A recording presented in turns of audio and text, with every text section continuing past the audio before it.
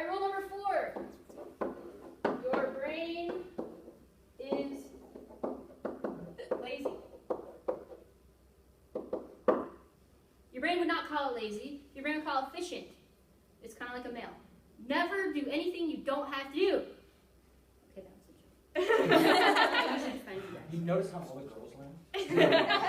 No, I sound like, right? you guys are like, actually, men are very efficient. It's a good thing. Never do anything you don't have to do. That's efficient. Why is that good for your brain to never do anything it doesn't have to do? Overwork.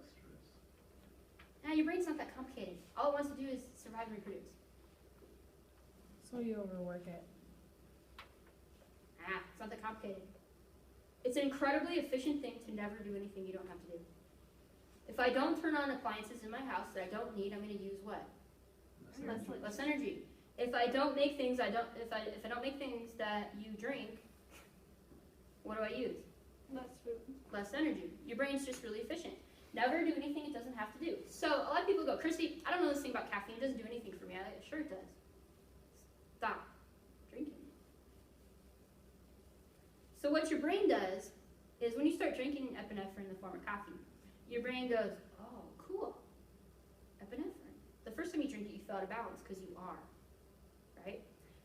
Then your brain, you start drinking every day, your brain goes, awesome. I don't have to Less make it. work. Less Yeah. work. So your brain stops making it in direct proportion to how much you drink it.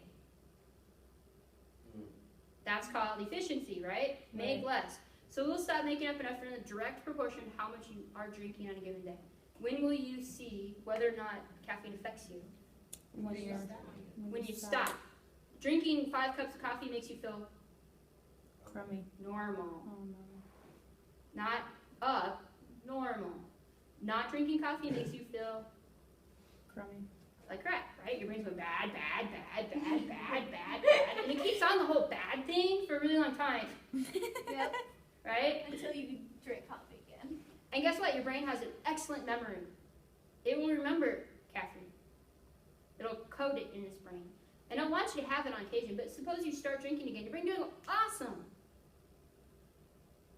It'll stop making it in direct proportion to when you last drank it. That's why if you're an addict, it's kind of a bad idea to relapse. Your brain doesn't go back to like a progressive addiction. What does your brain do? Go right back where you Boom, right exactly where you were. Mm-hmm. Right there. Mhm. And then that craving is gonna be to go exactly to where you were. Your brain doesn't do the whole like amp up again thing. Because it's all about efficiency. It's all about making you do things. So all of these chemicals that you take, nicotine, caffeine, affect your brain balance all the time. That's why you take them. It is a tricky thing, right? Because caffeine is bad for us in other ways. These drugs that we take are bad in other ways. So you want to be a good user of your brain. Okay, we're going to put all these together. Okay, let's talk about addictions. So why do people become addicted to alcohol? makes them feel good. Because it numbs whatever sensation or problem. You can have a good time on it. It's a downer, so it numbs whatever problem they may be having. It pretty much slows down the neurons, right? It mimics a combination of MAO, serotonin, dopamine, or what slows down your neurons, relaxation. It's kind of tough because is a downer a depressant? Yes. But a depressant in a small amount is good because it brings the anxiety level down. But then too much, not good. So basically it mimics serotonin, dopamine, things that we would experience with other pleasurable activities, maybe like sex, because you're tired, right? It's kind of everything slows down. Mm-hmm. So we take alcohol because we're not able to calm ourselves down for whatever reason. It's not really a bad reason to take alcohol as long as you're aware of why you're doing it. You definitely want to be aware of why you're doing it because It's addictive. how so? Because if you keep doing it, you might become dependent on it. Why? Because your Brain thinks it's normal. well, your brain's gonna try to strive for equilibrium. Your brain's just going to make you more depressed. right? So that you drink more. Mm-hmm. And it's gonna make you want to feel like you did the first time you drank and got drunk. It's not ever gonna fail. I mean, your brain's going to just You're just gonna keep compensate. wanting to do it more and more to try to feel that. You will never get it. Oh, it's sort of like sleeping pills. I strongly encourage people not to use sleeping pills. Your brain is a fan of sleeping pills. It takes a lot of work to run your circadian rhythm. So you take one night, it's no problem. You go to sleep. What happens if you develop a habit? Then you won't go to sleep at all. Your brain's gonna go, awesome, I don't have to do this. You're just gonna drink stuff and eat stuff, and then you go to sleep.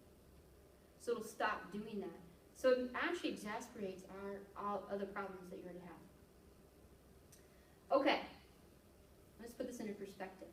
For those of us who don't have addictions, one of the best ways to describe it is this. So imagine that I were to tie a rock around your foot and throw you in a lake. Oh boy. Oh boy. Do you know, in your conscious mind, beyond a shadow of a doubt, that if you breathe, you will die? Yeah. Yes. You know that you will die, Mm-hmm. Mm-hmm. right? Okay, y'all got that down? Breathe, die. Yep. Not good. So how is your brain going to start punishing you, or does your brain know this? No. No. Your brain doesn't understand why you're not breathing. So what's your brain going to start doing? Trying to make you breathe. breathe. It's screaming, screaming, screaming, screaming. You're gonna die, you're gonna die, you're gonna die, you're gonna die, you're gonna die, right? It's louder, louder, louder, right? Eventually, who wins? Your Brain. Your brain wins. Okay, so if you've been drinking alcohol for a very, very long time and you stop drinking it, could you die? Yeah. Oh, yeah. Yes. What does your brain do when you stop drinking it? You're gonna die if you don't drink.